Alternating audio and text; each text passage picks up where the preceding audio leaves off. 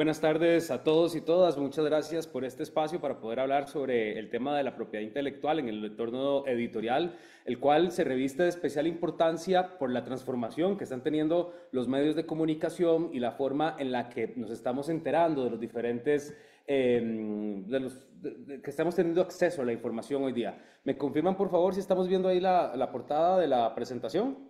Sí, correcto.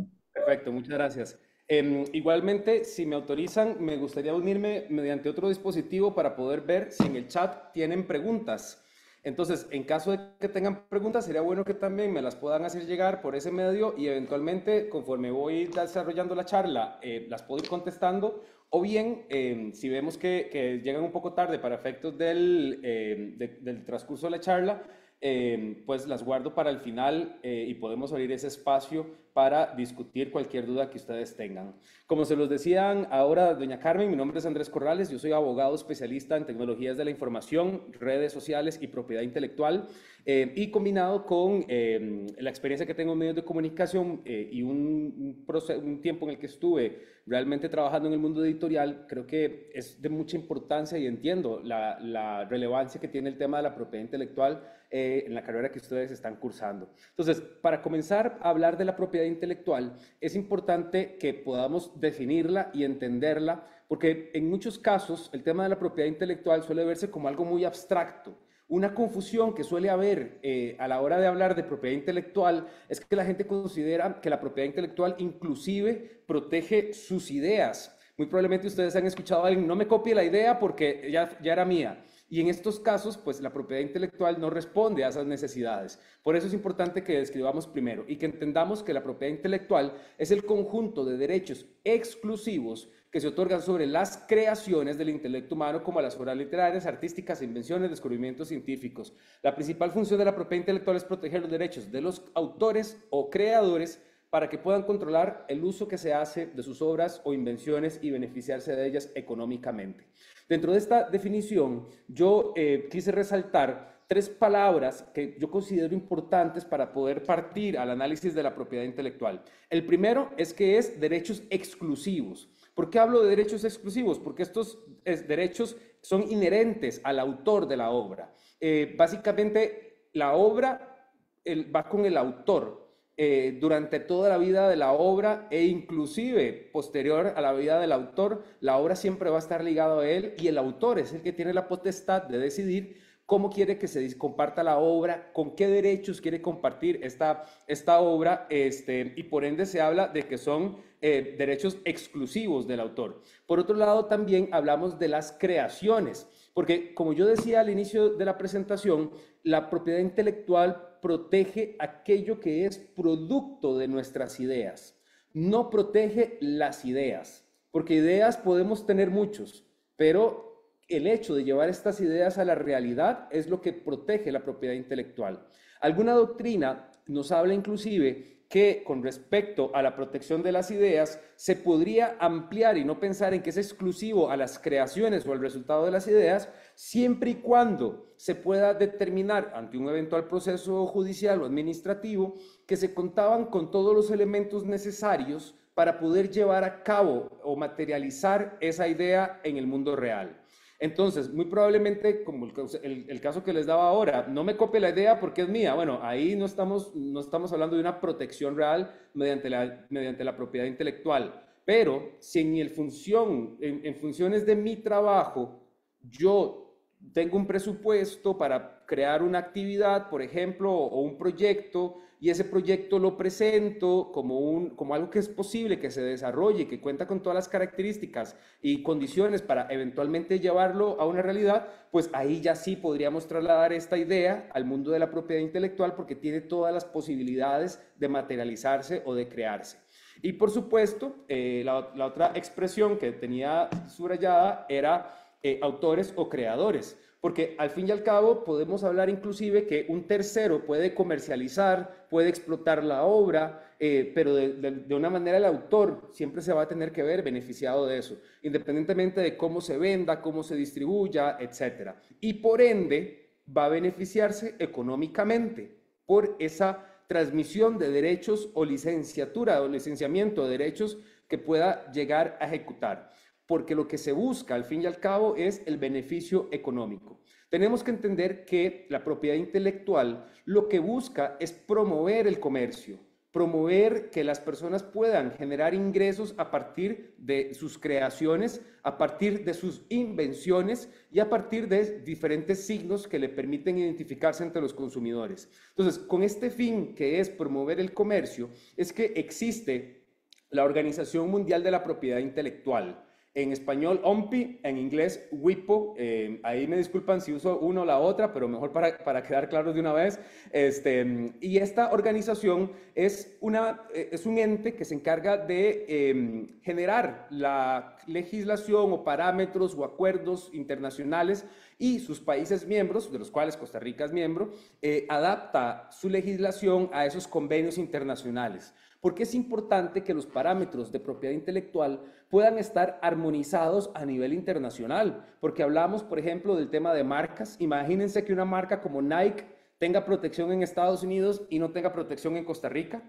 Imagínense que una editorial grande, por ejemplo, Reuters, tenga protección de sus obras en la Unión Europea, pero no lo tenga en la comunidad andina. Sería un gran riesgo para la protección de los autores, precisamente. Entonces, lo que se busca con esta organización internacional es, de una manera, estandarizar políticas que protejan independientemente de donde se ubiquen los autores y protejan independientemente de donde se distribuyan sus obras, sus creaciones o sus invenciones. Entonces, la OMPI emite estos convenios, como el convenio de Berna, que es uno de los que más regula o de los que más se utiliza en Costa Rica para efectos de proteger la propiedad intelectual, y Costa Rica como país firmante adapta su legislación a estos convenios, pues para que vaya una sintonía y defender los derechos de los autores. Sin embargo, es importante que también sepamos que un hijito o un hermano menor de la propiedad intelectual se llama propiedad industrial. La propiedad industrial es una subcategoría de la propiedad intelectual y se refiere específicamente a las creaciones que están relacionadas con la industria y el comercio. Cuando hablamos de invenciones, por ejemplo, estamos hablando de patentes, inventos. El invento, por ejemplo, el motor de carro eléctrico, la cobija que se calienta con electricidad, inclusive un medicamento. Ahí hablamos de patentes. Tenemos los diseños industriales, que son diseños para la industria en general, diseño de maquinaria, por ejemplo. Inclusive podemos hablar de diseños extrapolados a volumen, signos distintivos, que ahí estamos hablando de marcas comerciales y nombres comerciales, que en Costa Rica todavía mantenemos ese subtipo de nombres comerciales, en otros países ya no existe. ¿Y cuál es la diferencia entre la propiedad industrial y la propiedad intelectual? Primero, tenemos que partir de que la protección de la propiedad intelectual se genera con la creación de la obra. Obviamente, el mejor ejercicio que podemos realizar es ir a registrar o proteger nuestra obra ante el registro de la propiedad intelectual, pero también es cierto que la obra tiene su protección de forma automática con su creación. Entonces, ahí estamos hablando, por ejemplo, si usted me dice una receta de cocina, o una receta para una empresa que produce alimentos, va a ir a proteger su obra al registro de la propiedad industrial, pues intelectual, perdón, sería lo ideal, pero muy probablemente no lo va a hacer porque eso implica el principio de publicidad, es decir, que se dé a conocer que alguien quiere proteger eso para sí. Entonces, si yo tengo una receta, por ejemplo, que voy a querer que la gente sepa ¿qué es esa receta que yo estoy protegiendo? Entonces, en muchos casos se guarda como secreto empresarial con ciertos elementos jurídicos que nos permite dar razón de que ahí se inventó ese día y tenerla protegida para que no se divulgue fuera de nuestro control. Pero eso no significa que aunque no la hayamos registrado, no vamos a tener la protección de la ley. En cambio, en la propiedad industrial sí tenemos que cumplir con el registro, es decir, presentar un formulario de solicitud debidamente acorde con la legislación costarricense y los requisitos de la guía de calificación registral, y los derechos se nos otorgan por un tiempo limitado. Por ejemplo, una marca comercial se otorga por 10 años que se puede...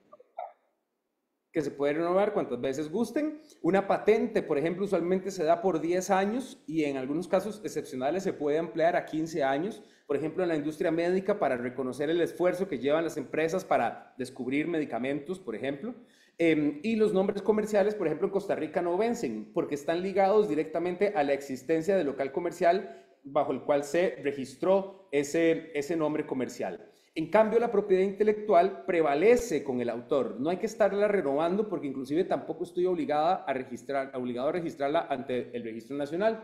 Y aquí tenemos un cuadro para que entendamos mejor la diferencia entre propiedad intelectual y propiedad industrial. La propiedad intelectual protege obras literarias, artísticas, científicas, no siempre se requiere el registro, incluye derechos morales y patrimoniales, una aplicación más amplia en lo creativo y tiene una protección automática para los derechos de autor. En la propiedad industrial protege invenciones, se requiere registro, principalmente se basa en derechos patrimoniales, es decir, el objetivo de la propiedad industrial es generar dinero, tiene una aplicación más enfocada en lo industrial o en lo comercial y la protección se logra mediante el registro. Entonces, aquí podemos ver que para efectos de esta charla y debido al público que tenemos, estudiantes de bibliotecología, pues me voy a concentrar un poco más en la columna de la izquierda, en el desarrollo de esta exposición, que es lo que nos ocupa para poder entender cómo se protegen las obras literarias, artísticas, científicas, inclusive vamos a hablar un poquito sobre las obras digitales, que me imagino que en el sector en el que ustedes están es ahora lo que está tomando más fuerza y por ende también es de lo que supone mayores retos para poder proteger a los intereses y los derechos de los autores. Hay un detalle que quiero comentarles porque esto en general cuando me están pidiendo que hable mucho de este tema, si bien no me lo solicitaron en esta ocasión, yo creo que merece la pena que le peguemos una pincelada, y es que la propiedad intelectual se da mediante las obras donde existe la interacción humana. Por ende, aquellas donde hay poca interacción mínima o inexistente del ser humano, no se pueden considerar propiedad intelectual o derechos de autor. Estoy hablando específicamente de los resultados que se generan mediante los sistemas de computación o, más recientemente, mediante la inteligencia artificial. Existe un debate, todavía creo que no se ha llegado a resolver, sobre quién es el titular de los derechos de una obra generada mediante inteligencia artificial. ¿Por qué? Porque tenemos, por un lado, la persona o empresa que programó esa inteligencia artificial, la persona o empresa que ayudó a que la inteligencia artificial tuviera la información suficiente, la persona o la empresa que le pidió a la inteligencia artificial que emitiera esa obra o que la generara, o la inteligencia artificial en sí misma, ¿verdad? Entonces, este debate, inclusive un tribunal en Australia el año pasado ya le dio titularidad de una obra a una inteligencia artificial. Sin embargo, en la Unión Europea, que es la región del mundo que es punta de lanza en materia de regulación de este tipo de cosas, todavía sigue sin aceptar que una inteligencia artificial puede ser titular de derechos. Y en ese caso, en algunos votos, la Unión Europea ha considerado que se le tiene que reconocer a quien programó esa inteligencia artificial o al dueño de esa inteligencia artificial. Entonces, nada más como para hablar de este cambio de paradigma que tenemos sobre la propiedad intelectual, por ejemplo, mediante la inteligencia artificial, hoy se están generando diseños publicitarios, estamos generando documentos, ensayos, obras de teatro, se están programando sistemas informáticos que también son protegidos mediante la propiedad intelectual con la inteligencia artificial. Entonces, esto se los quiero compartir para dejarlo como un punto que les quede dando vueltas en la cabeza, porque sé que no es el objeto principal de esta charla, pero definitivamente van a empezar a ver más contenidos hechos con inteligencia artificial. Y el problema no es para la propiedad intelectual, no es que se utilice la inteligencia artificial para generarlos, es cuando la intervención humana en esa colaboración con la máquina es mínima. Uno puede utilizar la inteligencia artificial en un riesgo mínimo para la propiedad intelectual cuando yo le pido a la inteligencia artificial que me ordene ideas, por ejemplo, o que me haga un mapa conceptual para saber cómo partir a ejecutar mi trabajo. Esas son áreas seguras donde podemos utilizar la inteligencia artificial sin suponer un riesgo a la propiedad intelectual. El problema es cuando le empezamos a pedir a la inteligencia artificial el ensayo completo, la investigación completa, ¿verdad? Y ya eso muy probablemente se desprende de otras obras preexistentes y carece de total intervención de las personas y por ende no es posible considerar que es producto de las creaciones de las personas. Por eso es importante que determinemos qué es una obra. Y nos dice la doctrina que es el objeto sobre el que la propiedad intelectual concede un poder exclusivo a favor de su titular, inicialmente el autor. Este derecho nace solo si hay obra y su alcance queda circunscrito a la obra. Es decir, si yo tengo un libro, este libro va a ser considerado una obra. Si yo soy pintor, ese cuadro, ese canvas con colores es una obra. Si yo soy fotógrafo, esa imagen que logré captar en mi lente es una obra. Y aquí voy a poner un poco complicado el asunto, cuando hablo del fotógrafo. ¿Ustedes creerían que si yo tengo una foto de este vaso en una mesa y lo utilizo para promocionar una tienda en línea para que la gente sepa que vendo ese producto, eso sería sujeto de propiedad intelectual? En principio, podríamos decir que sí, porque nace de la creación de una persona. Es decir, una persona tomó una cámara y le tomó una foto a la botella. Se necesita mayor conocimiento de la técnica para poder tomarle una foto a la botella para subirlo al comercio electrónico de una página web. Yo pensaría que tal vez no es tan necesario, hasta lo podemos hacer con el celular porque lo que nos interesa es que se vea bien.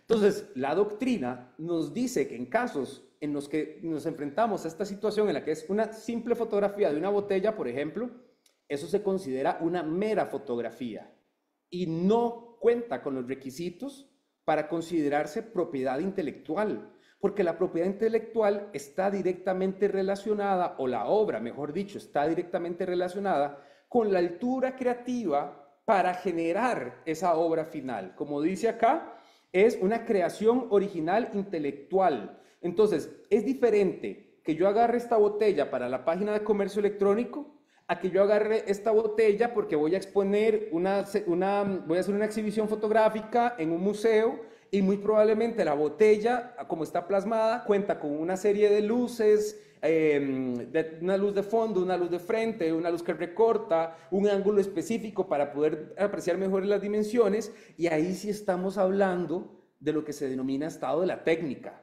Se está utilizando una imagen que cuenta con requisitos técnicos suficientes para considerar que la foto que yo, Andrés Corrales, como persona común y corriente, hubiera tomado, aunque sea la misma botella, va a ser diferente a la que tomó el fotógrafo profesional, porque él tiene un conocimiento. Entonces, siempre y cuando no se trate de mera obra, es decir, de algo que carece de esa intervención técnica, de esa altura creativa, sí podríamos hablar de adjudicar derechos de propiedad intelectual. Como ustedes me escucharon hablar ahora, en patentes hablamos de invenciones, porque eso también es propiedad intelectual. Cuando hablamos de invención, es toda creación del intelecto humano. La capacidad inventiva que viene del intelecto, la invención es el resultado de las ideas. Entonces vamos de nuevo con esto, para que entendamos mejor. Invención viene de invento. Un invento, ¿usted por qué lo hace? Porque quiere generar plata, vender ese invento para algo. Entonces, eso es propiedad industrial, porque estamos hablando de generar exclusivamente, sacar un beneficio económico de esto.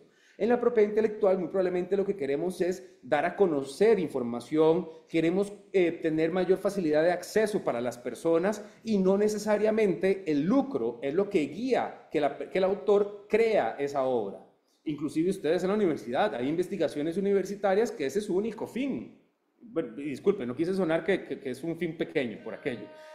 Pero que su único fin es que quede en el acervo documental de la universidad y que se utilice como base para muchas investigaciones, pero no persigue el lucro. Y eso es lo que nos va a ayudar a identificar una cosa o la otra.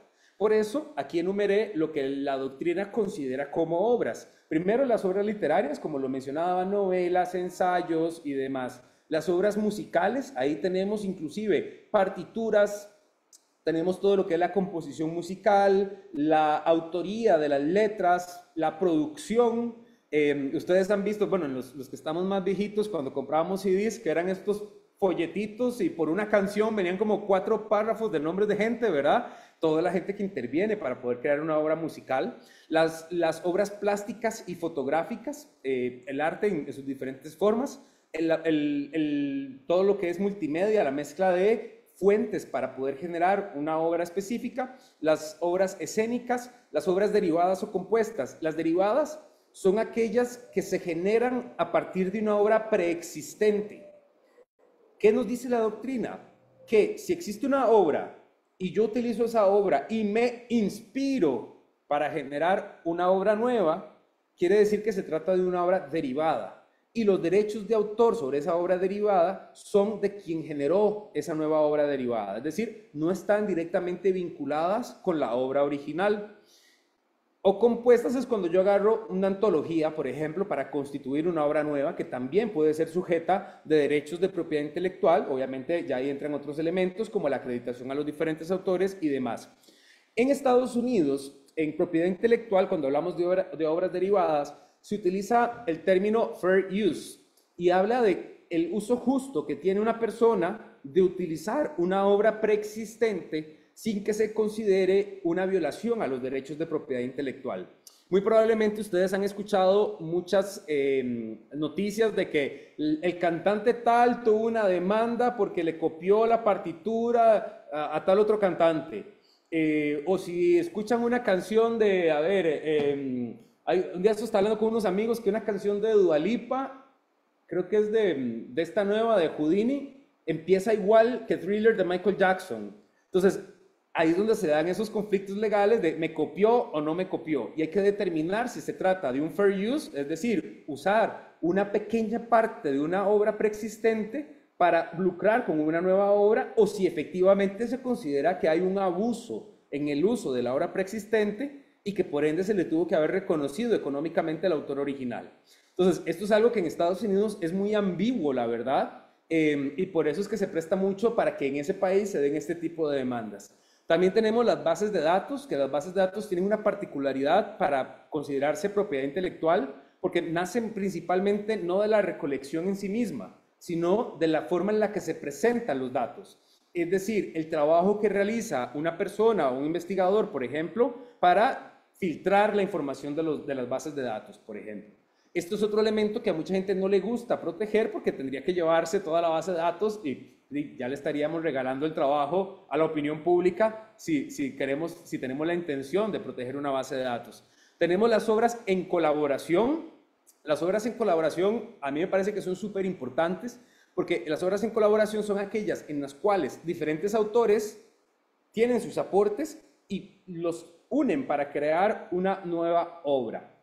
Pero ¿cuál es la diferencia de esto? Que es posible determinar cuáles fueron los aportes de Andrés, cuáles fueron los aportes de Warner y cuáles fueron los aportes de Loriet. Y si el día de mañana los tres nos peleamos, cada uno tiene claro cuál fue su aporte y puede ir a explotarlo de manera independiente. Es decir, la obra permite identificar los aportes y esos aportes pueden incorporarse o retirarse sin que genere conflicto entre los demás autores. En cambio, en la obra colectiva... ¿Usted no olvidó los rivales? Sí. Sí. Okay. En la obra colectiva es en aquel caso en el que los autores se unen para crear una obra, pero no es posible determinar cuál fue el aporte de cada quien, porque todos participaron de manera activa, de manera integral en la creación de la obra, y la obra no se puede desmembrar porque ya va a perderse la esencia de esa obra, porque no sabemos cuál fue el aporte de Jenny, cuál fue el aporte de Warren y cuál fue el aporte de Andrés. Entonces ahí es donde hablamos de obras colectivas, o inclusive podríamos utilizar un nombre tan común como obras en coautoría.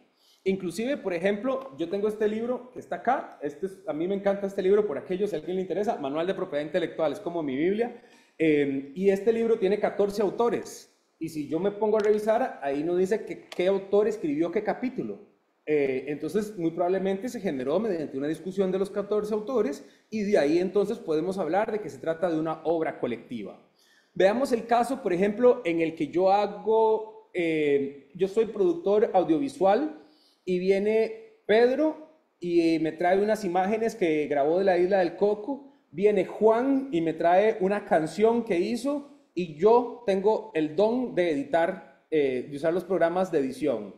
Estamos en una obra en colaboración porque Juan puede llevarse sus tomas y dárselas a alguien más, Pedro puede llevarse su música y dársela a alguien más y yo le puedo editar videos a cualquier otra persona. Entonces es posible identificar los aportes que cada uno realizó a esa obra. Evidentemente, en función de si es una obra en colaboración, una obra colectiva, ahí también el tema de regular cómo se va a distribuir esa obra, las ganancias o eventualmente cuál va a ser el acuerdo de los autores, pues supone una especial complejidad porque hay que encontrar puntos intermedios que no son obras, como lo mencionaba él, ahora, aquellas que son realizadas por la naturaleza o por algún animal, me imagino que han visto en internet, perritos que hacen pinturas y las andan vendiendo un poco caras, ¿verdad?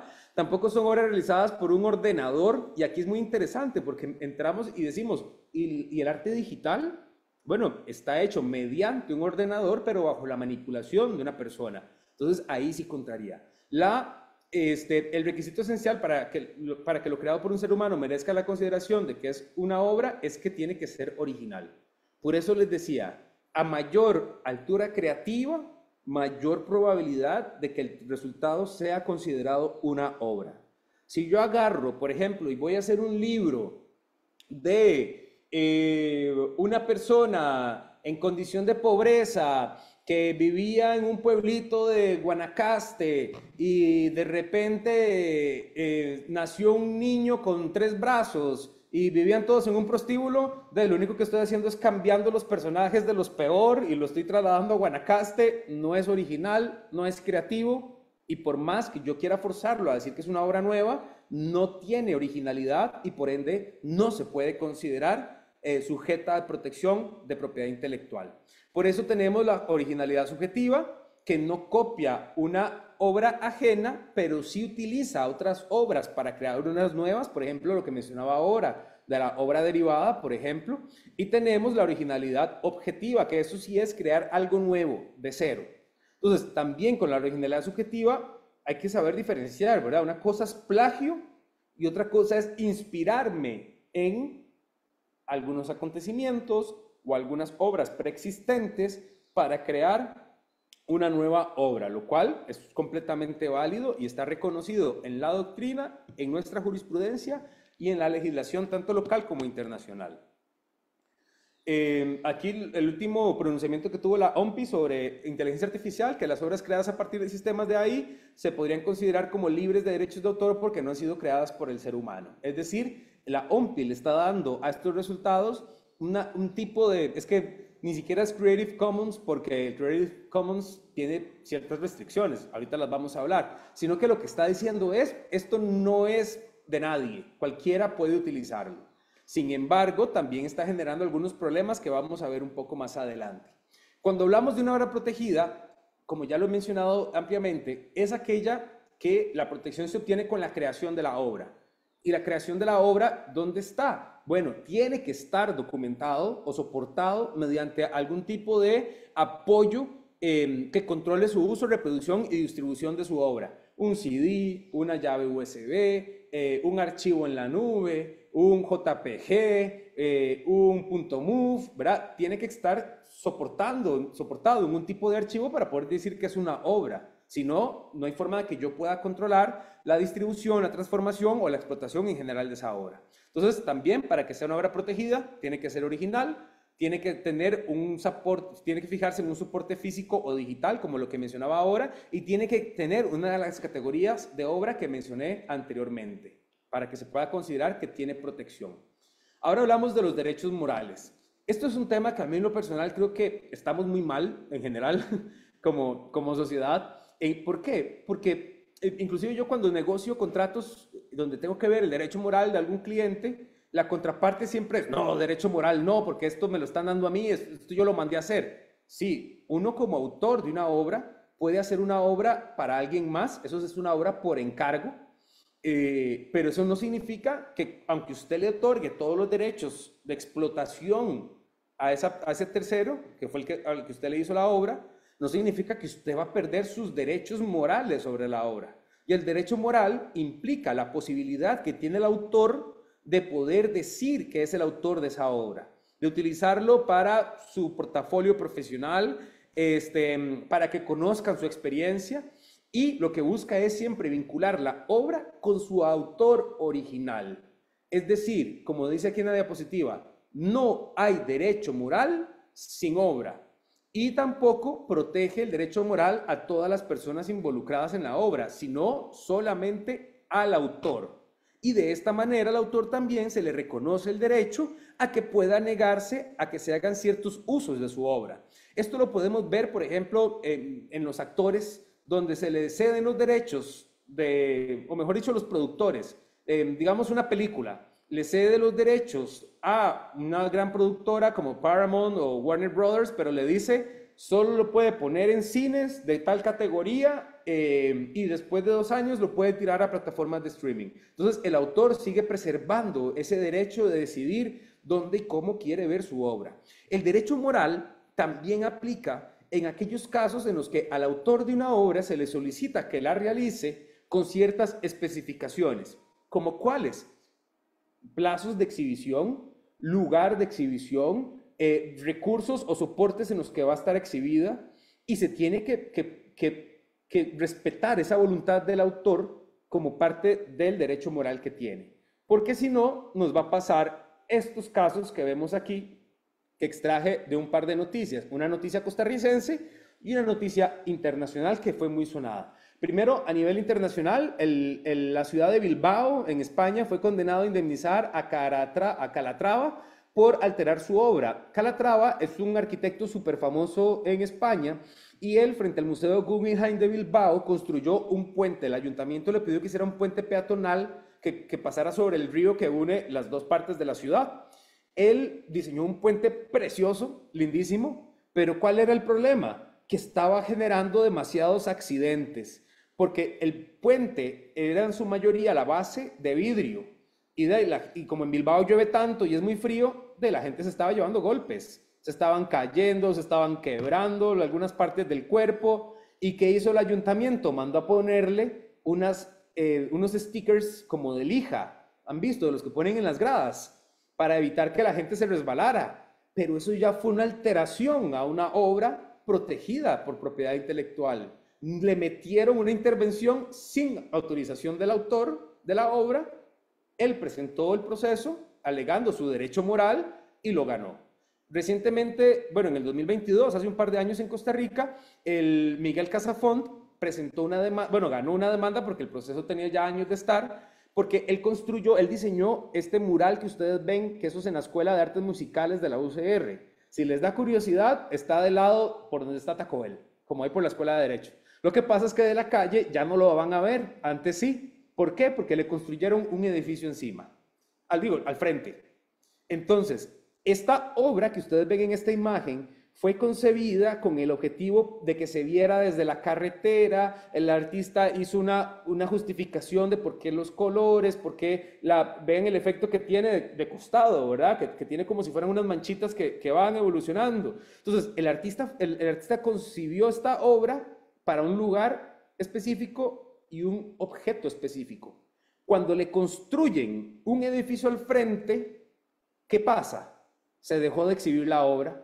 La obra sufrió una transformación porque ya no está cumpliendo el efecto para el cual fue concebida, y el autor, como inclusive yo aquí lo subrayé en la noticia, fue a un tribunal y logró ganar 20 millones de colones por el daño moral que se le provocó producto del bloqueo que se hizo de esa obra. Otro caso, si ustedes van al Museo de Arte Costarricense aquí en La Sabana, atrás, en la parte de atrás, en el jardín, ellos tienen esta obra de recolectores de café que estaba instalada en el parque de granos de café frente al aeropuerto Juan Santamaría. Ellos se llevaron esa escultura de ahí porque estaba siendo objeto de vandalismo y se la llevaron pues para evitar que las personas de calle se siguieran quitándole pedazos de metal para fundirlo. Entonces, si ustedes van al Museo de Arte Costarricense, está la señora que está recolectando café, pero le falta un brazo. Entonces, esta obra se llevó a este museo para ser restaurada y el autor, el escultor, no quiere que la restauren. Ya él considera que si ya eso pasó, así tiene que sobrevivir la obra, ¿verdad? Entonces, ahora están en este tema de ¿y qué hacemos? ¿Cómo vamos a dejar esta obra toda chaleña, como está aquí, toda descuidada? El autor es el que manda sobre su obra. Y se la quieren llevar otra vez de que esperar a que hagan el autor dijo, o me hacen una base más alta para que no suba la gente o se queda aquí en el museo. Entonces, es como que el autor sigue decidiendo sobre el destino de su obra y es debido a que se le reconoce ese derecho moral. Ahora me voy a ir a otro ejemplo más fuerte. Si ustedes han tenido la oportunidad de visitar la sabana recientemente, y son tal vez un poquito más viejitos, recordarán que en varias ocasiones nos han anunciado en la prensa que hay nuevas esculturas en la sabana. Hace poco había una gente que había intervenido en unos árboles como con esculturas. Todos esos autores tienen todo su derecho de venir al ICODER y decir, ICODER, ¿por qué esto está tan hecho leña? O me lo arregla o le meto una demanda, ¿verdad? Porque tiene que preservarse la obra. Ese es el derecho moral del autor. Cuando hablamos de derechos de explotación, ya el derecho moral es decir, es mía. Los derechos de explotación es decir, cómo voy a generarle dinero o cómo puedo explotar esta obra. Y estamos hablando de estos 5 derechos principales. Primero, el derecho de reproducción. Es el derecho que yo tengo de copiar esta obra cuantas veces se me autorice hacerlo. Fotocopias o sacar un libro y que vengan una serie de 500,000 copias, por ejemplo. El derecho de distribución es el derecho que yo tengo de poner esos libros en las librerías, en las bibliotecas, que estén en los supermercados a la venta, distribuyo la obra. Comunicación pública es dar a conocer la obra. Entonces, por ejemplo, cuando yo hago un lanzamiento es comunicación pública. Cuando exhibo una película en el cine, eso es comunicación pública. Y cuando se la doy a 300 salas de cine, ahí estoy ejerciendo el derecho de distribución. El derecho de transformación es la potestad que tiene el titular de ese derecho a transformar una obra que existe y que se le da el derecho de transformarla. Hablamos de transformarla desde editarla, ¿verdad? Quitarle pedazos, hasta agregarle un subtítulo, un cintillo, o inclusive, muy probablemente ustedes todos tienen Netflix, y cuando reproducen algo en Netflix suena el tutum, y viene la N ahí, ¿verdad? De Netflix. Ya por haberle dado usted clic a la película o a la serie, ya usted entró a la obra. Y el hecho de que Netflix le ponga ese logo de N y el sonido, eso ya es una transformación de la obra, porque le están pegando una coletilla a la obra. Entonces, eso también es un derecho reconocido. Y más recientemente este derecho se empezó a reconocer aproximadamente en el 2016, por ahí según recuerdo, es el derecho de puesta a disposición. Y el derecho de puesta a disposición nace con las plataformas tecnológicas como YouTube y Spotify. ¿En qué consiste esto? Consiste en que, digamos, si yo tengo el derecho de comunicación pública, digo, mañana a las 6 de la tarde en la plazoleta vamos a tener la exhibición de la película tal. La estoy comunicando públicamente. Pero cuando tenemos estas plataformas, es el usuario el que dice, voy a ir a escuchar esta canción y la voy a escuchar 30 veces si me da la gana. Y voy a ver esta película, este cortometraje que está en YouTube, y luego me voy a pasar a y luego como hice una tarea voy a volver y ahí la obra siempre va a estar disponible para que yo la pueda consultar. O inclusive la obra se me descarga en una memoria temporal a mi dispositivo para que yo la pueda ver sin consumir mis datos o, por ejemplo, cuando ando viajando. Eso quiere decir que la obra está a disposición del público para que la puedan ver o consultar cuando quieran. Entonces, se están ejecutando derechos de reproducción, distribución, comunicación pública a la medida del interés de la persona. Entonces, este es el derecho que se establece ahora para estas plataformas con el fin de que las obras quedan colgadas para que cualquier persona entre a verla cuando guste. Un aspecto importantísimo que tenemos que tener claro, la jurisprudencia y la doctrina nos han indicado que si no existe una transmisión expresa de estos derechos, no se debería o no se puede considerar que están automáticamente cedidos con la obra. ¿En qué sentido? Yo le puedo decir a Warren, perdón que estoy viendo aquí algunos nombres de la gente que está conectada, yo le puedo decir a Warren, hágame un logo, y Warren me lo hace, y resulta que el trabajo de Warren, ¿cuál era? Hacer un logo. ¿Yo le estoy pagando para que me ceda los derechos? No, no necesariamente. El logo ahí está. Usted no puede hacer lo que quiera con el logo porque sigue siendo la obra de él, pero usted me lo pagó y ahí está. Entonces, ¿qué deberíamos hacer? Que Warren transmita y ceda los derechos a quien le pidió el logo para que esa persona decida si el día de mañana quiere ponerlo en papeles de membretes o ponerlo en un anuncio publicitario o cambiarle el color o en vez de que sea redondo, que sea cuadrado. Tiene que tener ese derecho cedido, transmitido. Inclusive en el 2017 se armó una polémica en Estados Unidos porque los videojuegos, estos de EA, que son muy famosos, EA Sports, tenían unos videojuegos de basquetbolistas y futbolistas, así tipo FIFA. Y entonces era tan buena la resolución que tenían estos juegos que a los futbolistas como a Messi se le veían los tatuajes que tenían. Y los tatuadores que hicieron esos tatuajes presentaron procesos legales contra la empresa de los videojuegos porque los tatuajes, adivinen qué, estarán en la piel del futbolista, pero son obras del tatuador. Y el tatuador estaba, y creo que todavía ese pleito todavía no lo han terminado, el tatuador tiene derecho sobre la obra porque el futbolista le dijo, hágame su obra aquí, pero en ningún lado está estipulado que se haya cedido los derechos de reproducción, de distribución o de comunicación pública. ¿Está lucrando la empresa de videojuegos con que al jugador se le vea el tatuaje ahí? Por supuesto que sí. Porque es que es Messi, yo sé que es Messi porque tiene los tatuajes de Messi, quítale los tatuajes, seguro va a ser un avatar más, ¿verdad? Entonces, hay derechos de propiedad intelectual, hay derechos de explotación que no fueron cedidos y ahora la ley es la que tiene que resolver esta situación. Inclusive les voy a dar un tip. Si a ustedes les encargan cualquier cosa, un logo, digamos, en la factura que ustedes hacen, póngale elaboración del logo y cesión de derechos de propiedad intelectual. Ya con eso se entiende que se están cediendo los derechos.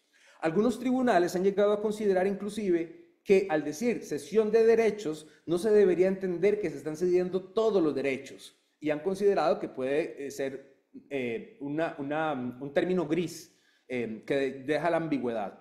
Pero de ahí es importante que sepamos que sí tiene que haber una cesión expresa de esos derechos. Ya me estoy quedando sin tiempo, ¿verdad? Voy a acelerar un poco porque me quedan algunas diapositivas. Entonces, bueno, como vemos acá, la idea es que los derechos patrimoniales están ligados a esa remuneración que quiere el autor sobre sus obras. Muy probablemente ustedes escucharon recientemente que Disney perdió los derechos sobre la imagen original de Mickey Mouse. Es muy interesante este caso porque ciertamente uno podría montarse en un parque de Disney ahí con Mickey Mouse en zapote. Bueno, si no es que ya existieran las fiestas, ¿verdad? Pero, ¿qué implica esto? Los derechos de autor tienen una vigencia de toda la vida, protegen, o sea, están ligadas al autor durante toda la vida del autor. Y posterior a la vida del autor se considera un plazo mediante el cual sus herederos o sus beneficiarios pueden también verse beneficiados de la explotación de la obra. ¿Por qué pasó esto de Disney? Porque Estados Unidos, la OMPI, ha recomendado un plazo de aproximadamente 70 años posteriores a la muerte del titular. Pero ustedes entenderán que Disney es un músculo muy robusto a nivel económico en Estados Unidos y el Congreso pasó de 70 a 80, de 80 a 90 y de 90 a 100 y ya no pudieron extender más estos plazos. Ya cumplió 100 años la muerte de Walt Disney, por eso es que el Mickey Mouse, primero, ya está libre de derechos de autor. Ojo, derechos de autor, pero hasta donde leí, este Mickey Mouse también está registrado como marca comercial y ahí sí tiene protección todavía. En Costa Rica, el artículo 58 de la Ley de Propiedad Intelectual nos habla de que son 70 años a partir de la muerte del autor. Y una vez que se cumplan esos 70 años, la obra pasa a ser del dominio público. Porque también las creaciones del intelecto lo que busca es que de alguna manera al autor se le reconozca su beneficio económico y que lucre con esto, pero que también eso pase a ser parte del acervo cultural de la sociedad. Entonces, por eso podemos usar canciones de Beethoven sin tener que pagarle derechos a nadie. No sé si sabían, pero hasta el año 2000 podíamos cantar cumpleaños sin estar infringiendo derechos de propiedad intelectual, porque el cumpleaños feliz era de Warner Brothers. Pero ya cumplió sus 90 años en ese entonces y perdieron la protección. Tenemos en el tema de licencias de uso, es cuando yo le estoy otorgando un permiso a un tercero para que pueda tener acceso o usar mi obra con ciertas condiciones. Entonces, primero yo puedo elegir si esa licencia de uso es exclusiva, es decir, solo se la voy a otorgar a una persona, muy probablemente para que esa persona la explote por otros medios, o no exclusiva, es decir, cualquier persona yo le puedo dar licencias de uso. Por ejemplo, con el software, Microsoft, Adobe, ¿verdad? Son licencias de uso no exclusivas porque cualquiera que pague tiene la licencia de uso. Y se pueden hacer libres o abiertas. Libres estamos hablando de las que no se cobra, simplemente se establecen los parámetros que tenemos que cuidar. Por ejemplo, con el Creative Commons. El Creative Commons es donde los creadores comparten sus obras, las liberan de algunos derechos de propiedad intelectual, pero mantienen ciertas restricciones sobre esas obras. Esto permite que sean estándares flexibles, permite que se pueda compartir la obra de forma legal y permite que también se pueda mantener un correcto control sobre los derechos de propiedad intelectual. Entonces, para efectos de ustedes, estimados y estimadas, aquí yo saqué esta tabla porque los Creative Commons, digamos que yo lo veo como capas de protección. Entonces, por ejemplo, la CC que ustedes ven ahí quiere decir Creative Commons, es decir, ya sabemos que es una obra de licencia libre. Y después de ahí los siguientes iconos que vengan son las capas de protección que tiene. Entonces, por ejemplo, en la primera permite adaptar, transformar el material incluso para fines comerciales, porque ahí nos indica que está prohibido, y lo que está pidiendo es que se reconozca la autoría. Voy a venirme al tercero, el 1, 2, 3, cuarto, el cuarto, perdón. Este cuarto es el que yo más he visto en los trabajos de investigación, por ejemplo, en los materiales que se producen para que queden dentro de las bibliotecas en las universidades, y es el que establece que es Creative Commons, reconocimiento al autor, se puede transformar, pero no se puede comercializar. Es decir, no se puede vender nada que se desprenda de esa obra. Entonces, usualmente, cuando nosotros tenemos una obra que tiene algún tipo de licencia de Creative Commons, deberíamos poner este sello en todas las páginas de la obra para que quede constancia de que todo su contenido es de libre acceso, siempre y cuando se cite al autor y no se lucre con esa información. Entonces, es flexible porque el autor o el titular del derecho tiene la potestad de elegir cómo quiere compartir sus licencias y con quién. También hablamos de tiempos específicos y limitaciones, por ejemplo, a zonas geográficas. Podemos hacer un único contrato para todo el mundo o contratos a la medida adaptados a las funciones de cada una de las situaciones. Con respecto a las obras electrónicas, es esto que vemos en Internet, ¿verdad? La Ley de Propiedad Intelectual Española, ojo, porque quiero mencionar que podemos utilizar el derecho comparado, porque todo esto emana de la OMPI, ¿verdad? Cada quien hizo su interpretación, entonces perfectamente podemos traer aquí la ley internacional y nos habla de que las obras electrónicas es toda secuencia de instrucciones destinadas a ser utilizadas en un sistema informático para realizar una función u obtener un resultado determinado. En Costa Rica, nuestra ley de marcas, en el artículo 2, habla y define programa de cómputo como un conjunto de instrucciones expresadas mediante palabras, códigos gráficos, diseño o en cualquier otra forma que, al ser incorporadas en un dispositivo de lectura automatizada, es capaz de hacer que una computadora o aparato electrónico ejecute determinada tarea u obtenga determinado resultado. Esto lo veo importante porque hoy día que todo el mundo está programando, tenemos que entender que las obras electrónicas, lo que se protege es el resultado de esas palabras o códigos con los que se programan los sistemas informáticos. No se protege el código fuente. Eso nosotros lo guardamos como un secreto empresarial y lo que se protege es el resultado. Si yo tengo un juego como Angry Birds, por ejemplo, protejo que el muñequito sale brincando porque le pegan en un resorte, que el pajarito es rojo, que el otro es morado, que el otro es amarillo y es producto de un código fuente. Pero es nada más sobre el resultado. Por eso es que nosotros vemos que Snapchat sacó las historias efímeras y a los 2 días ya Instagram tenía sus historias efímeras, porque le hacen cambios al resultado con un código fuente diferente y ya es una obra completamente diferente. ¿Cuáles son los desafíos que tenemos en el entorno digital con respecto a la propiedad intelectual? Sin duda alguna, la piratería y la reproducción no autorizada, desde mi gusto, se está exponenciando con el tema de la inteligencia artificial. El plagio, es decir, aducir que alguien hizo algo cuando no lo hizo, y la apropiación de esos contenidos, que es ya ahora los software, cuando la gente hace tesis, el software le dice qué tanto porcentaje del trabajo fue plagiado, ¿verdad? Transformaciones no autorizadas, que una obra pierde su esencia porque alguien en el entorno digital vio algo.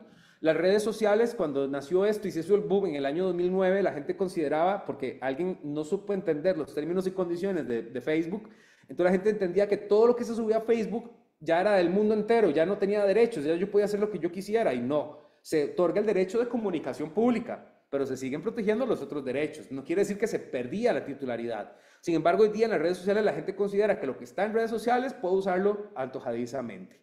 Y por supuesto, como lo mencioné hace un rato, la inteligencia artificial como uno de los grandes retos. ¿Por qué? Porque la inteligencia artificial, para generar sus resultados, se conecta a obras preexistentes para generar estas nuevas obras. Entonces, Sarah Silverman, una escritora y comediante, demandó a OpenAI y a Meta y a otras empresas porque si usted le pide a la inteligencia artificial que le haga un chiste tipo de Sarah Silverman, se lo tira. ¿Y qué hace la inteligencia artificial? Se mete a los libros de Sarah Silverman, lee los libros y genera el resultado. ¿Hay una explotación de los libros, de la obra? Definitivamente sí, por supuesto que sí. Y se debería hablar de este tema sobre la mesa porque vean lo que pasó inclusive con la actriz Scarlett Johansson, que OpenAI, la gente de ChatGPT le pidió prestada la voz o le pidió poner su voz para el ChatGPT, ella dijo que no y ellos igual lo hicieron. Y pusieron una voz prácticamente igual a la de ella y en 24 horas tuvieron que quitarla porque todo el mundo se le vino encima, ¿verdad? O inclusive, ahora que las inteligencias artificiales pueden generar imágenes, pues yo le puedo decir que me haga un Miro, lo imprimo y lo pongo en mi casa. O por ejemplo, un artista costarricense, qué sé yo, bueno, acaba de fallecer, le puedo decir, hágame un Isidro con Wong, voy, lo imprimo en una excelente calidad, lo pego en mi casa o inclusive hasta, además de un arriesgado, va a ir a venderla, ¿verdad? Como si fuera una serigrafía, algo así, entonces es un problema para los derechos de autor. Y por supuesto, nada más para finalizar, tengo esta pequeña diapositiva donde estoy recolectando las fuentes donde encontramos regulación sobre el tema de propiedad intelectual. En Costa Rica tenemos la Ley sobre Derechos de Autor y Derechos Conexos, el reglamento de la Ley de Obtenciones Vegetales, que esto es para la intervención de la evolución biológica de los alimentos, por ejemplo, Ley de Procedimientos de Observancia de los Derechos de Propiedad Intelectual, esta es la que nos dice cómo se van a vigilar en Costa Rica los derechos. El Código Penal, recordemos que la piratería es un delito penal, inclusive recordemos que hace poco vimos que decomisaron un montón de tenis y a mí en lo personal yo decía, porque la gente empezaba, pero ¿cómo van a quemar esas tenis si hay un montón de chiquitos pobres? Entonces, ¿cómo van a quemar la cocaína si hay un montón de adictos? ¿Verdad? O sea, son objeto de un delito y como tal no podemos hacer excepciones porque es un material delictivo. El convenio de Berna para la protección de obras literarias y artísticas, como se los mencioné, emana de la Organización Mundial de la Propiedad Intelectual y, por supuesto, el Tratado sobre Derechos de Autor de la OMPI y todo el acervo documental que tiene la OMPI en su página web. Inclusive, como se los decía ahora, nosotros cuando ejecutamos acciones legales o administrativas para temas de derechos de autor por propiedad intelectual o industrial, inclusive usamos de base lo que dice el Pacto de la Comunidad Andina, usamos lo que dice la Unión Europea. Ya algunos países como Estados Unidos a veces no es tan fácil porque su legislación y su modelo legal es un poco diferente, pero como pertenecemos a este mismo grupo de acuerdos, pues el derecho comparado hace que podamos encontrar nuevas formas de proteger nuestras titularidades. Entonces, a mí me disculpan que al final aceleré demasiado, pero era para tener tiempo a las preguntas. Si les parece, las leo. ¿Están de acuerdo? Si gusta, don Andrés, yo le hago las lecturas de las preguntas. Adelante, está bien, muchas gracias. Entonces tengo una en relación con las bases de datos en investigación y en el mundo editorial. Desde hace varios años se está promoviendo el tema de la ciencia abierta. Este movimiento aboga por una mayor accesibilidad, colaboración, eficiencia y transparencia de la investigación. Desde esta perspectiva, se espera que esos datos se puedan leer, descargar, copiar, utilizar y distribuir sin ningún tipo de restricción legal. Entonces, ¿cuál es su opinión al respecto desde su experiencia? Pues, por ejemplo, el creador original no tiene retribución económica, pero puede ser que el tercero sí saque algún disfrute monetario. Correcto. Esto yo creo que lo ideal es el panorama que yo hablaba de las licencias Creative Commons, ¿verdad? Evidentemente, lamentablemente, no sé si la expresión que voy a utilizar es la mejor, pero lamentablemente el papel aguanta lo que le pongan. ¿Cuántos de nosotros sabemos que no tenemos que no tenemos que ver películas piratas y cuánta gente ve películas piratas? Entonces, de ahí sí, tenemos un mecanismo legal que es la licencia de Creative Commons, porque por el enfoque que me dice es información que debe estar a disposición de la sociedad porque tiene algún fin específico. Y de ahí se puede establecer ese sellito de los Creative Commons con el nivel de no se puede comercializar. Si vemos que alguien comercializa, pues tomar las acciones legales correspondientes, pero realmente eso es en un mundo ideal, ¿verdad? Porque es muy difícil controlar, especialmente, perdón, por el tema del entorno digital, algo que se subió a Internet, ya perdimos prácticamente el control de eso. Entonces, la forma que tenemos es mediante el sello de Creative Commons, pero de ahí viene un trabajo fuerte de supervisar qué se está haciendo con esa información para evitar esos usos ilegítimos. Me hace recordar la demanda que hizo Metallica contra, creo que eran 100,000 personas en Estados Unidos porque descargaron ilegalmente el disco de ellos. Entonces imagínate cuánta gente va a hacer ir a presentar una demanda colectiva a este nivel, ¿verdad? Es muy difícil, la verdad. Entonces creo que el mecanismo es la licencia de Creative Commons y supervisar lo que se haga con esto. Yo creo que también es importante, dicha que me acordé de esto, la sensibilización sobre el tema. Ustedes muy probablemente van a tener contacto con personas que se les acerca para pedirles datos, para pedirles acceso a información. Entonces es importante que también ustedes como bibliotecólogos eventualmente puedan transmitir este tipo de ideas a las personas sobre la importancia de respetar la autoría, de acreditar la información de manera correcta, con el fin de que tengamos mayor respeto hacia la propiedad intelectual. Ok, muchas gracias. Por aquí tenemos otra pregunta. En el mundo de las revistas científicas, algunas de estas solicitan ceder los derechos de autor a las entidades para el uso de los derechos de explotación y la persona autora conserva el derecho moral. ¿Es esto válido? Es válido en cuanto a la persona autora esté de acuerdo. O sea, no hay ningún parámetro que nos diga que para las revistas científicas tiene que ser así. Sin embargo, muy probablemente en muchos casos esta sesión se solicita precisamente por el fin que persiguen las revistas científicas, que es como lo que hablábamos anteriormente, ¿verdad? Que es aportar conocimiento, es acercar una información más profunda a diferentes públicos. Entonces, se le cede porque muy probablemente esa revista la van a llevar a foros internacionales, van a aprovechar esa publicación y tal vez lo van a querer mandar a una carta columna a un periódico específico o a otra revista científica. Entonces lo que se busca es que se les ceden los derechos para que ellos puedan explotar un poco más ese haber informativo, porque muy probablemente en una revista científica también tenemos descubrimientos, ¿verdad? Entonces, que salga hoy en la revista científica del Colegio de Abogados y que salga el día de mañana en la revista científica del New York Bar Association, tiene mucho valor, pero imagínate que es estar contactando al autor para pedirle, hey, ahora vamos a hacer esto, ¿está de acuerdo? Ya le mando el contrato. 2 semanas después, ay, verás que salió esta opción, ya le mando el contrato.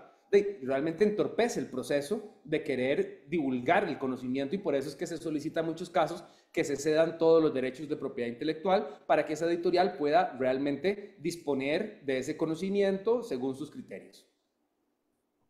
Muchas gracias. Por aquí tenemos otra. ¿Cuáles son los principales retos o desafíos que tienen los profesionales que elaboran y se desempeñan en el campo de la propiedad intelectual y los derechos de autor? Yo creo que definitivamente la supervisión, el hecho de poder controlar dónde están nuestros aportes, el hecho de determinar cómo se está usando, ¿verdad? Como lo mencionaba ahora, el Internet hace que perdamos el control.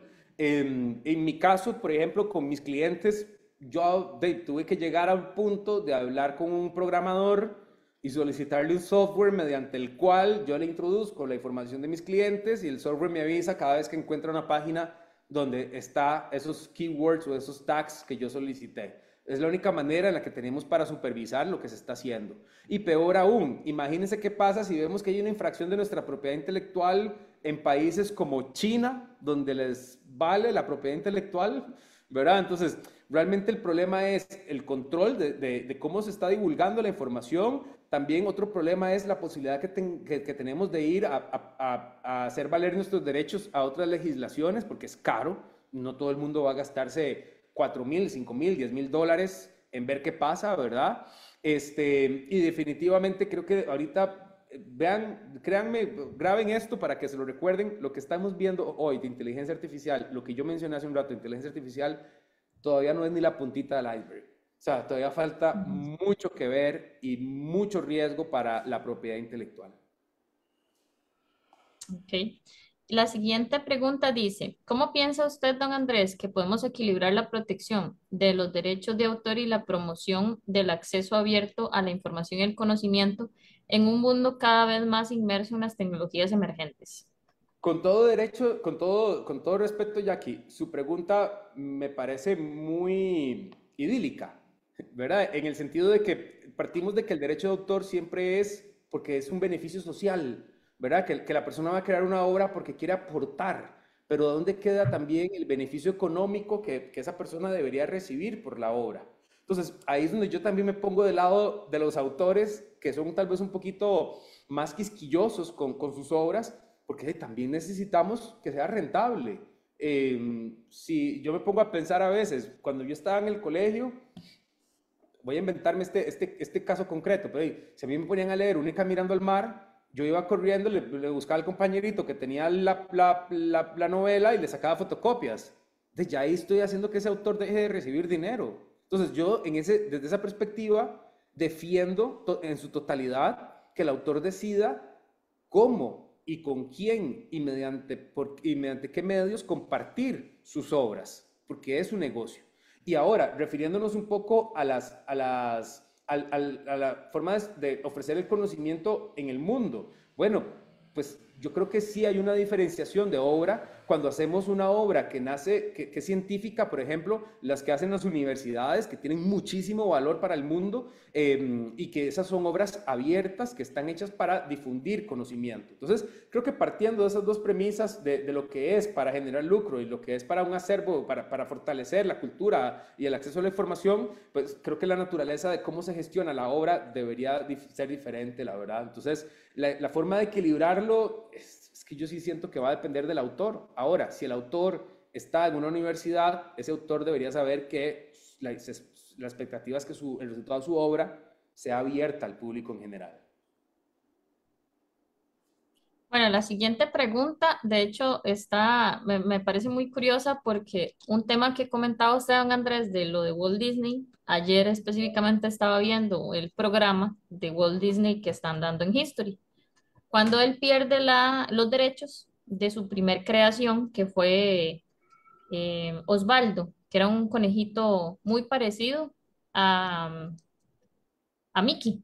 En realidad, él pierde el derecho por no haber leído bien el contrato cuando hace la creación de su diseño, ¿verdad? Entonces, la siguiente pregunta dice, ¿es necesario registrar la propiedad intelectual en el respectivo registro precio a poner el símbolo de Creative Commons o solo basta poner el símbolo de copyright?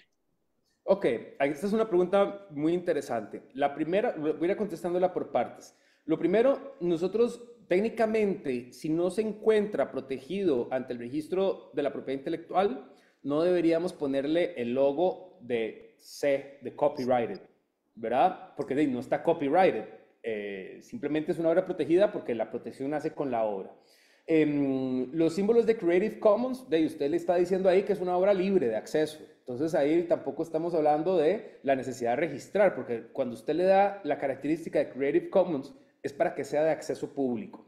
Y cuando hablamos de registro de la propiedad intelectual, yo le diría, si son aspectos que usted necesita proteger, que son base de un secreto empresarial, no proceda con ese registro.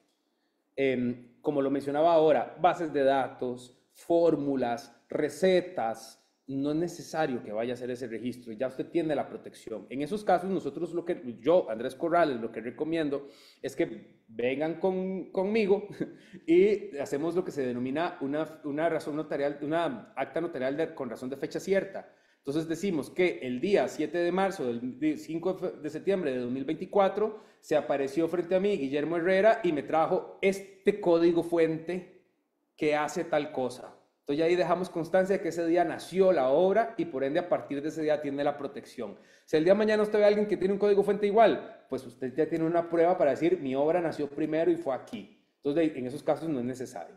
Si usted tiene un libro, si usted tiene una ilustración, si usted tiene un manual de algo, sí, proceda y dele mayor protección. Si es una obra literaria, proceda, eso sí es importante que lo haga. Si usted lo que hace son diseños como lo que mencionábamos ahorita del Mickey Mouse o del conejito este, protéjalo por propiedad intelectual y protéjalo también como una marca figurativa, una marca comercial que le permita estar renovando cada cierto tiempo.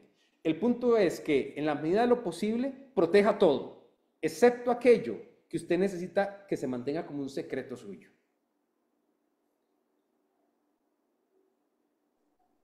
Ok, la siguiente pregunta dice, la licencia Creative Commons atribución / reconocimiento no comercial 4.0 internacional se debe colocar en todas las páginas de la tesis en el repositorio institucional. Para mí sí, y de hecho yo que doy clases de seminario de graduación a unos estudiantes, yo sí les pido que lo pongan en todo. ¿Por qué? Porque muy probablemente una persona usuaria puede tener un acceso parcial a la obra o a la tesis y no, si lo pongo solo en la portada, no va a tener el conocimiento de que eventualmente es un producto con ese tipo de licencias. O inclusive ahora que tenemos el Google Scholar, que él me tira el resultado en la página donde está la información que yo requiero, pues ahí mismo debería tener el sello para que yo como usuario ya vea de una vez qué puedo y qué no puedo hacer con ese pedacito, ese fragmento que yo vi. Entonces yo sí recomiendo ponerlo en todas las páginas. No sé si a ustedes como Escuela de Bibliotecología tienen un criterio sobre eso.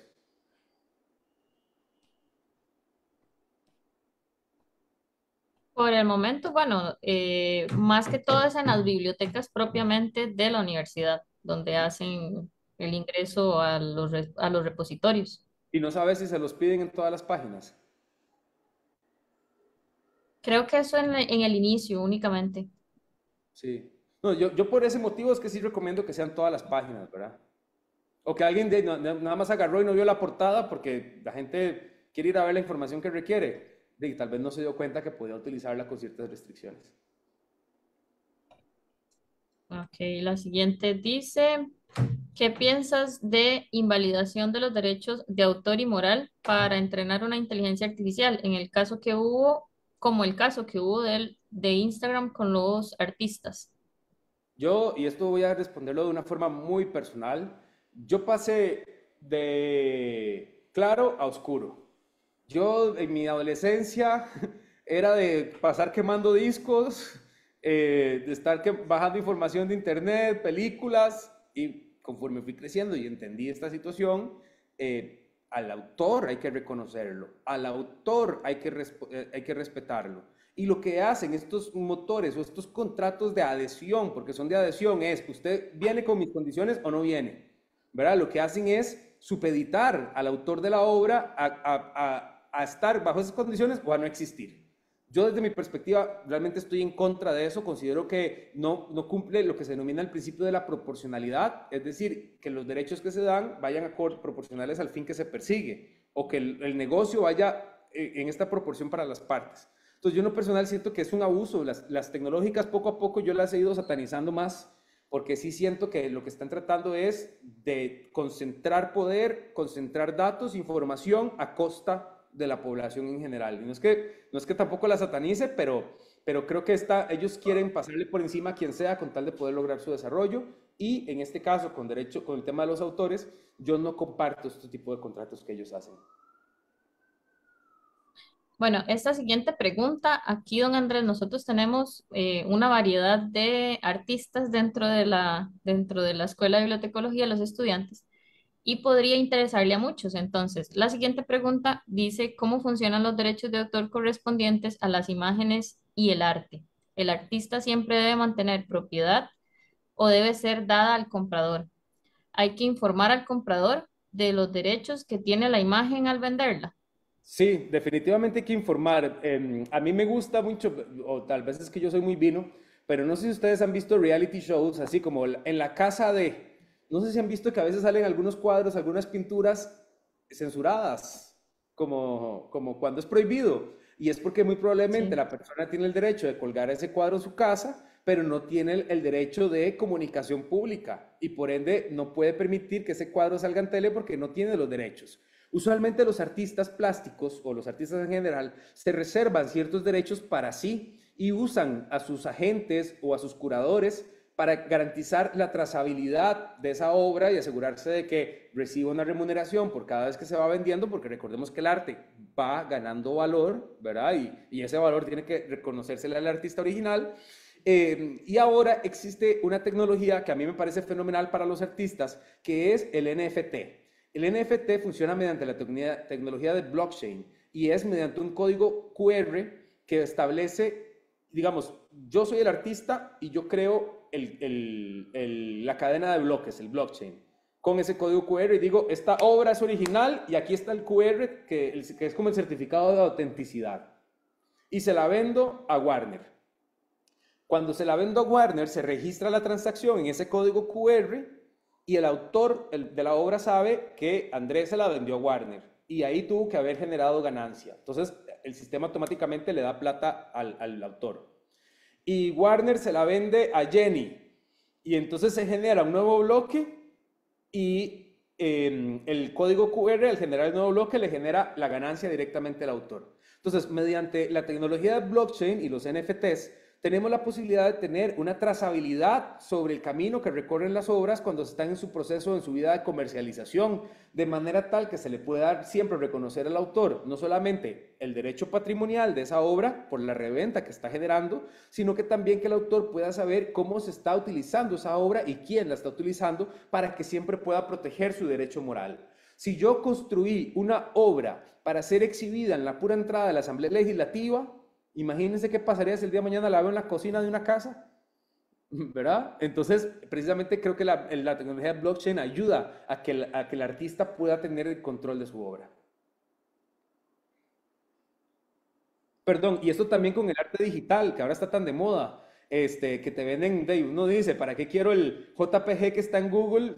Digo, ¿para qué voy a pagar $1.000.000 si en Google lo consigo como un JPG? Bueno, pero es que yo tengo el certificado de autenticidad que me acredita que esta es la obra original. Perfecto, muchas gracias. Aquí tenemos una siguiente pregunta, es como desde el otro punto de vista, no estudiante, sino la parte académica. Un estudiante nos indica que embarga la tesis por 5 años porque realizó un software para manejar toda la parte logística de una empresa que vende flores a nivel nacional, pero principalmente en el exterior. ¿Cómo puedo proteger los derechos morales y llegar a un acuerdo con el objetivo que pueda publicar en el repositorio después del plazo establecido mediante un documento escrito? Menciona la consulta o también indica en relación a la paternidad de la obra, la integridad de la obra, la característica de publicación y reproducción, perdón. Aquí me parece interesante porque me queda un poquito de duda con la pregunta, pero vamos a ir viendo y si no, que Daniel por favor me corrija mediante el chat. Porque primero, un estudiante indica que embarga la tesis por 5 años. En lo personal y con mi experiencia académica, yo me remitiría a lo que diga el reglamento de tesis, ¿verdad? Que debería decir si el estudiante puede o no puede embargar una obra, porque recordemos que un principio de la tesis es la publicidad, que se cuente, para que pueda contarse como una publicación oficial. Entonces, lo primero que diría es, nada más, invitarlos a ver qué dice el reglamento de la tesis. ¿Cómo puede proteger los derechos morales y llegar a un acuerdo? Bueno, pues él con su embargo se ve que está ejerciendo su derecho moral a su conveniencia. Me imagino que él no quiere que salga porque el software de logística supondría la revelación de un secreto empresarial. Entonces, a él ahí está ejecutando su derecho moral y más bien es, en este caso, la institución que recibe esa tesis la que, si el reglamento lo dice, no le queda más que respetar la voluntad del autor, ¿verdad? En ese sentido. Y luego dice, esto con el objetivo que pueda publicar en el repositorio después del plazo establecido. Sí, mediante un documento por escrito, el estudiante, aquí tenemos dos opciones, o que el estudiante haga un documento con los formalismos legales para que diga que se otorga una licencia de uso, pero no se ceden derechos, sino hasta el 2029, por ejemplo, o que se haga un contrato entre las partes, entre la institución y el estudiante, donde se establezcan las pautas en las que se va a desarrollar esta obra y cómo se va a proteger y cuáles derechos se van a ir cediendo con el tiempo, ¿verdad? Porque hay derechos que no necesariamente recordemos que no es que tengo que ceder todos los derechos de una vez, Yo puedo ir cediendo derechos en función de los intereses que vaya teniendo. Entonces, yo le puedo decir a la institución, le cedo el derecho de transformación, pero no le cedo el derecho de comunicación pública. Entonces, la universidad puede sacar pedacitos, pero no la puede divulgar la tesis, por ejemplo. Entonces, ya eso va a ser también, como cualquier contrato civil, un acuerdo donde las partes se sientan cómodas con las condiciones que están estableciendo. Ahora, como dice la persona, en relación con la paternidad de la obra, pues la paternidad de la obra va donde vaya la obra, definitivamente. Entonces ahí no va a tener problema. Integridad de la obra, pues por ahí es donde no debería ceder el derecho de transformación y característica de publicación y reproducción. De hecho, tengo a Daniel que quiere, me imagino que ampliar, entonces no sé si le damos la palabra. Sí, adelante, Daniel.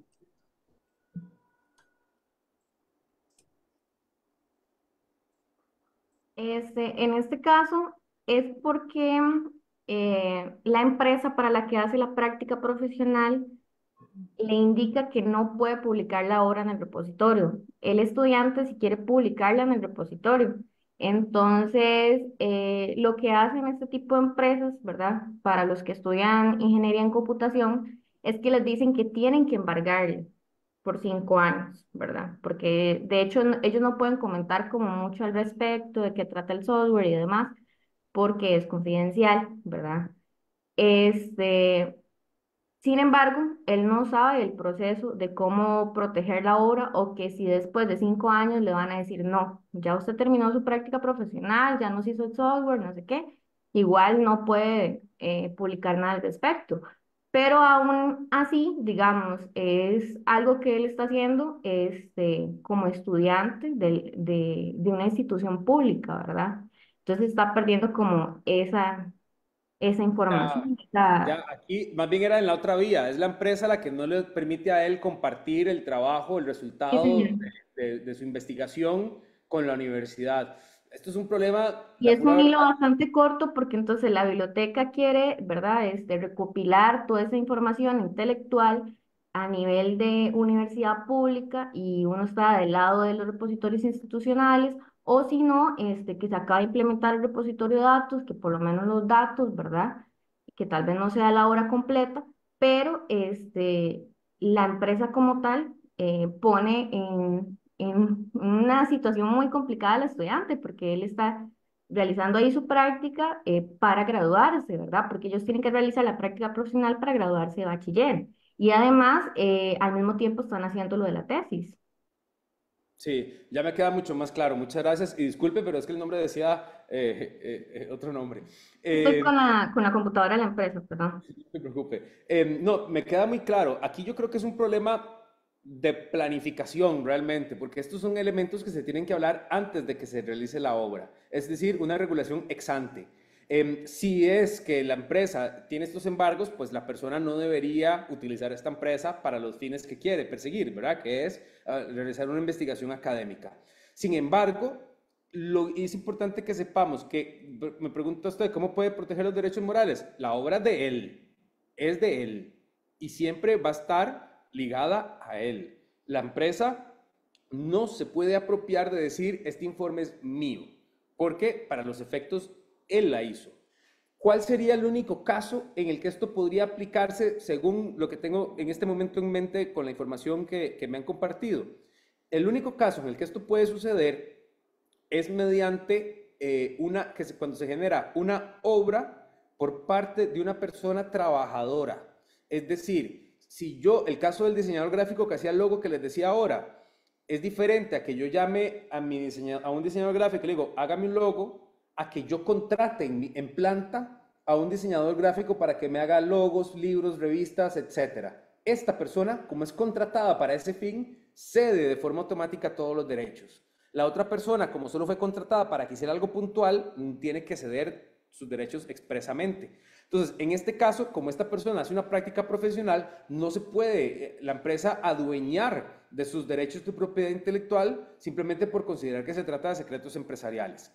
Ahora, sí tuvo que haber existido un acuerdo previo con respecto a qué información se puede divulgar y qué información no se puede divulgar. Entonces, creería que esto es un problema previo a la elaboración del informe. Lamentablemente, si ya el informe está realizado y la empresa no quiere que se divulgue, pues yo sí creería que en ese caso el secreto empresarial está por encima de los derechos patrimoniales que tiene el autor, ¿verdad? Porque le va a afectar comercialmente hablando a la empresa que se divulgue este trabajo, y en ese sentido yo sí creería que el autor, como autor de la obra, tiene todo su derecho a emitirla, pero muy probablemente a él lo pusieron a firmar contratos de confidencialidad para poder hacer trabajos, una práctica profesional ahí, y en ese caso va a estar por encima ese derecho. No sé si le respondí bien. Si le queda alguna duda, me puede hacer saber. Sí, muchísimas gracias. Igual es que uno está como, ¿verdad? Como anuente a esto, pero tal vez no es especialista en la parte de propiedad intelectual. Sí. Entonces, sí, digamos, él está comenzando su práctica, está comenzando a hacer el proyecto, pero desde que comenzó a hacer su proyecto, ¿verdad? Igual, su práctica profesional no tenía nada que ver con la tesis, sin embargo, le pidieron hacer un software, entonces aprovechó para hacer la tesis ahí, ¿verdad? Pero él quiere publicarla en el repositorio, pero no se lo permiten porque ya hay un embargo de 5 años, y si después de 5 años no se puede publicar, entonces ya se pierde eso como tal, Sí, ¿verdad? ya perdí el factor innovador, además de ese software. Yo creería, digamos, este sí es un caso muy particular, aunque no se puede determinar mediante la regla básica de lo que nos dice la legislación. Habría que entrar a ver jurisprudencia y demás. También habría que revisar qué documentos firmaron entre las partes para comenzar a trabajar, o si hay algún tipo de acuerdo, ¿verdad? Lamentablemente, sí, este caso es tan específico que tendríamos que agarrarlo con pinzas y empezar a evaluar qué es ese software, para determinar inclusive si ellos no quieren que eso se dé a conocer porque hay información confidencial de la empresa, o porque simplemente no quieren que alguien les venga a competir con un software parecido, ¿verdad? Ya ahí yo creería que sí hay que entrar a ver el fondo para poder determinar quién aquí tiene derecho sobre qué. Ok, muchas gracias, don Andrés, y a la compañera por ampliar la pregunta. Y continuamos. Fabricio nos indica en relación del acta notarial para defender secretos, el uso de firma digital tendría la misma validez. Es que la firma digital lo que hace es decir que Andrés Corrales lo firmó. Pero recordemos que el instrumento jurídico para dar como ciertos acontecimientos lo tiene solamente el notario mediante el instrumento de la fe pública. Entonces, Warner puede decir, este libro lo hice yo hoy, pero Warner tiene fe pública para decirlo tan claramente. No. Vamos donde un notario, y el notario sí tiene la fe pública para decir, Warner me trajo esto hoy. Y por eso el acta notarial se hace en el protocolo del notario, ¿verdad? Porque no se hace en otro tipo de papel de seguridad ni nada con firma electrónica, sino que lo que busca es darle ese formalismo jurídico para que tenga validez en sí misma. Ok, la siguiente pregunta, antes para recordarles también a todos que por favor registren la asistencia en el enlace que les envié. Y la siguiente pregunta dice, ¿qué acciones debería tomar uno como profesional sobre la clonación de libros que se lleva a cabo en algunas imprentas, donde a raíz de falta de recursos, en ocasiones hay instituciones que emplean este mecanismo para reproducir obras y garantizar el acceso a las comunidades de usuarios? Sí, algunas legislaciones y alguna jurisprudencia ha hecho o ha sido más tolerante cuando estas reproducciones se hacen con fines académicos, exclusivamente académicos.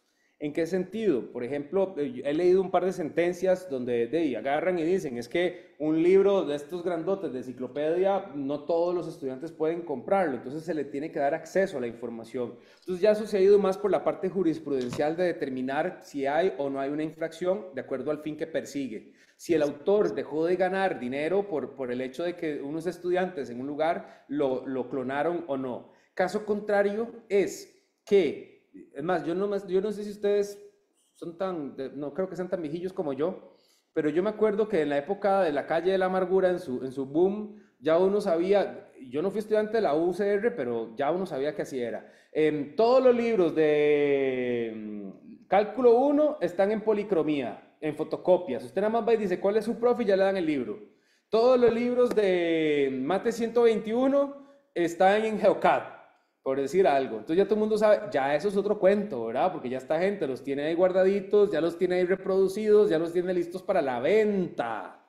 Y ahí está la cuestión. Si la universidad genera las copias, por ejemplo, la imprenta de la universidad, para donarla a aquel estudiante que no puede costearlo es una cosa, porque no hay un lucro, ojo, no estoy explotando la obra lucrativamente, y otra cosa es irme a la librería de la esquina donde están todos los libros del curso y comprar las copias que yo necesito. Ya ahí varía un montón esa condición. Hay otra situación también con respecto a lo que son preservación de documentos. Entonces, la siguiente pregunta dice, ¿qué pasa con los derechos de autor de los programas de preservación y acceso a gran escala de las bibliotecas que surgen de reproducciones de materiales de papel que están en deterioro? En el sentido de qué pasa con los derechos de autor cuando se digitaliza, tal vez me está, es Sí, ahí, sí, correcto, una ajá. pregunta. Pues no pasa nada, la obra sigue siendo la misma, lo único que cambia es el soporte mediante el cual está disponible y la protección se mantiene para el autor. E inclusive, como dato curioso tal vez, se decía que cuando, ¿te acuerdan que antes uno quería entrar a una página? Hoy día le dicen, ¿dónde están los semáforos? ¿Dónde están las bicicletas? ¿Dónde están los pasos peatonales? ¿Se acuerdan? ¿Han visto, verdad? Como el CAPTCHA. Y Ujú. antes nos pedían que ingresáramos letras. Se decía que esas letras que poníamos era porque estábamos digitalizando libros que se encontraban en mal estado para poder ser digitalizados por máquinas. Entonces uno veía XYZ, marcaba XYZ, ya una máquina decía, ah, esto es lo que dice aquí que yo no sabía. Entonces es una forma de digitalizar. Yo siento que los derechos de autor se mantienen. Evidentemente hay un derecho ahí de transformación que se está ejerciendo y hay que revisar si el autor lo cedió. Pero sí, si el autor no se dio el derecho de transformación, lamentablemente no podemos digitalizar esa obra en la teoría, ¿verdad? Ok, muchas gracias. Y la última pregunta dice, cuando una persona decide donar un libro o una pieza histórica, ¿los derechos le quedan al que donó o ya le quedan los derechos a la persona o entidad que lo recibió? Es muy variable porque vean que yo, bueno, yo tuve hace poco una experiencia muy interesante con un museo aquí en Costa Rica porque por el trabajo montamos una exhibición de arte. Y el museo, curiosamente, tenía una obra de ese artista que no había sido exhibida desde el año 1983, creo que era. Imagínense qué pasaría si ese museo no tuviera los derechos para ponerla ahí en la pared, el derecho de comunicación pública, pues lamentablemente, aunque sea una donación que se le dio, no tiene ese derecho para poder colgarlo en las paredes del museo. Esa pieza tenía desde el año 83 de estar guardado en una bodega y lamentablemente esta tenía piezas de pedacitos de moho, ¿verdad? Entonces, la donación per se no implica en un todo la cesión de derechos de autor. Eso tiene que quedar bien claro cómo se están cediendo. Porque yo le puedo dar la obra al Museo Nacional, pero puedo decirle, úsela, tenga ahí el derecho de comunicación pública, pero el derecho de distribución, el derecho de transformación, el derecho de divulgación, le van a quedar a mis nietos. Entonces, vean lo que pasa con Dalí, por ejemplo, las obras de Dalí, bueno, o el rostro de Dalí, toda la imagen de Dalí pertenece a la Fundación Dalí. Pero, ¿qué es lo que pasa? Ahora sale una serie donde los asaltantes usan el rostro de Dalí y ¿quién es el que está llevándose el dinero? La Fundación Dalí, ¿verdad? Y inicialmente se fueron de que el rostro de Dalí no era protegido y les metieron la demanda y la ganaron. Entonces, al fin y al cabo yo puedo donar una obra, pero mantener los derechos acá. Yo puedo donar la obra con un par de derechos y dejarle el otro derecho a quien yo quiera, porque como autor de la obra yo soy el que decide cómo se comparte y con quién se comparte cada uno de los derechos. Evidentemente también otra cosa es que si alguien le dice, bueno, para qué me dona esto si no puedo hacer nada? Y ya eso es un acuerdo entre partes también, ¿verdad?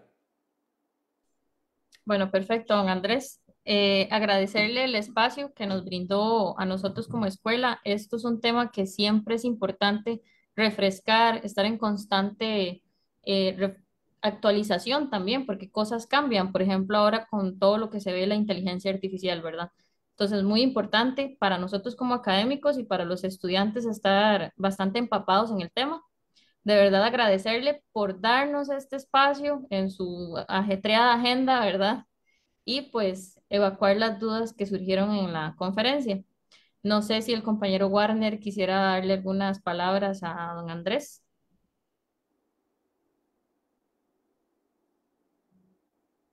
Gracias, Carmen. Agradecerle a don Andrés Corrales, entonces, por esta participación de parte de la Escuela de Bibliotecología. Como decía la compañera, un gusto siempre tener profesionales de gran calidad que comparten pues de manera bastante clara, porque pienso yo que fue bastante clara la conferencia, todo lo que saben, y creo que para beneficio de nuestros estudiantes. Como decía Carmen, este es un tema que da para muchísimo. Apenas yo creo que Andrés en 50 minutos logró como condensar un montón de cosas, pero da para más.